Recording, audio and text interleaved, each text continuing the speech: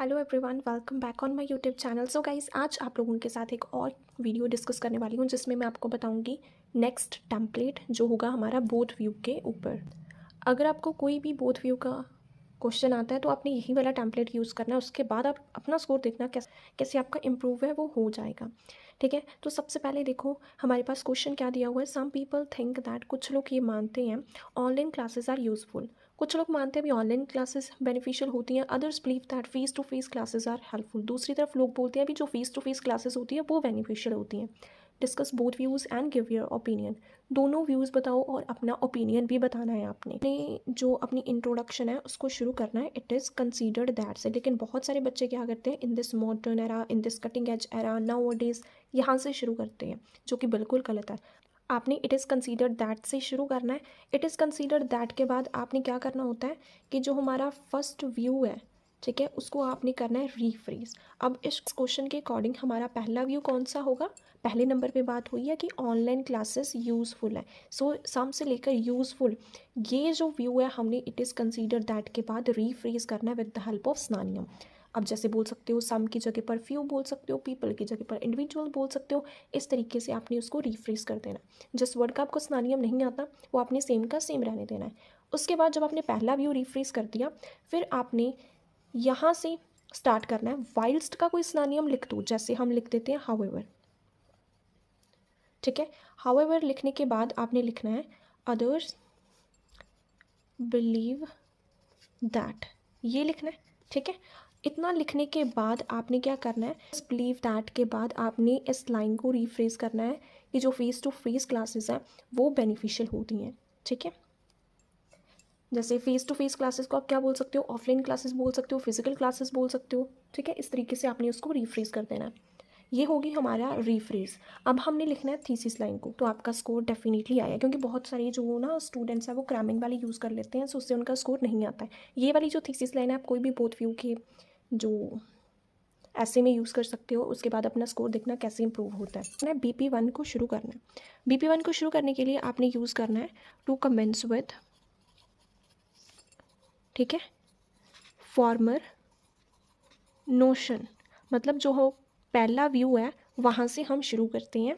ठीक है, फिर उसके बाद आपने लिखना है there are lots of benefits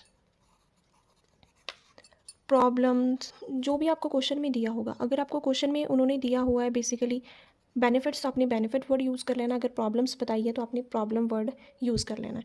फिर उसके बाद आपने बताना है idea, the predominant one. Predominant means important one, जो मेन आइडिया है वो आप लिख दोगे। फिर उसके बाद टू एक्सप्लेन इट का कनेक्टर यूज़ करना है। टू एक्सप्लेन इट का कनेक्टर यूज़ करके उसको आपने एक्सप्लेन करना आइडिया को। एग्जाम्पल का यूज़ करके आपने एग्जाम्पल देनी है। ठीक है, फिर 10 का यूज़ करके आपने रिजल्ट निकालना है। ठीक है, जब आप BP2 पर शिफ्ट होगे तब आपने क्या करना है, मूविंग टूवर्ड्स लेटर नोशन। ठीक है, कि बाद वाला जो नोशन है उसकी तरफ हम लोग मूव कर रहे हैं। फिर उसके बाद आपने क्या करना है, द प्रोमिनेंट,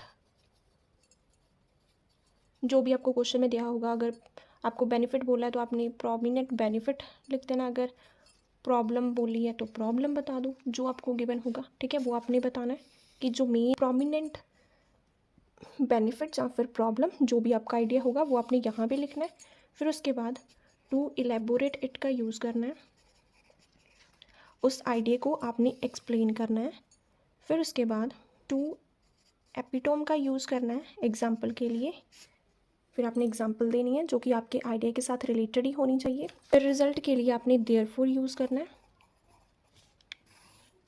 और ये आपका कंप्लीट हो गया। लास्ट में हमारी बचती है यह कंक्लूजन। कंक्लूजन अब अच्छे से समझना भी कैसे करना है। सबसे पहले आपने लिखना है टू कंक्लूड इट, सबसे पहले यही आपने यूज़ करना है। उसके बाद ऑल दो लिखना है, कॉमा डालकर आई बिलीव दैट। ठीक है, समझो कि ऑल दो के बाद क्या लिखना है और आई बिलीव दैट के बाद क्या लिखना है। अब जो बीपी आपको सही लगता है, अभी आपके अकॉर्डिंग जो ऑनलाइन क्लासेस हैं, ठीक है, वो बेनिफिशियल है, ऑफलाइन बेनिफिशियल है, ठीक है, अकॉर्डिंग ऑनलाइन बेनिफिशियल है जहाँ फिर ऑफलाइन बेनिफिशियल है।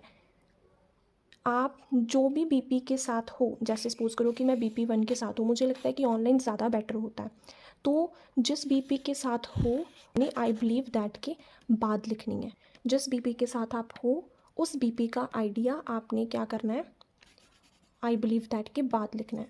यहाँ पे जो आपने आइडिया लिखा था भी ऑनलाइन क्लास बेनिफिशियल है, क्योंकि इससे क्या होता है, टाइम सेव हो जाता है। आप अपनी विश के अकॉर्डिंग टाइम चूज़ कर सकते हो। तो ये जो टाइम की बात है ना, ये मैंने आई बिलीव दैट के बाद लिख देनी है कि मुझे लगता है भी ऑनलाइन क्लास बेनिफिशियल है, बिकॉज इससे क्या होता है, हमारा टाइम है सेव हो जाता है। सो और जो बीपी को आप गलत मानते हो उसकी बात आपने ऑल्दो के बाद में लिखनी है। जैसे मैं बीपी 2 को गलत मानती हूँ तो बीपी 2 का आइडिया मैंने यहाँ पे लिखना है, ठीक है।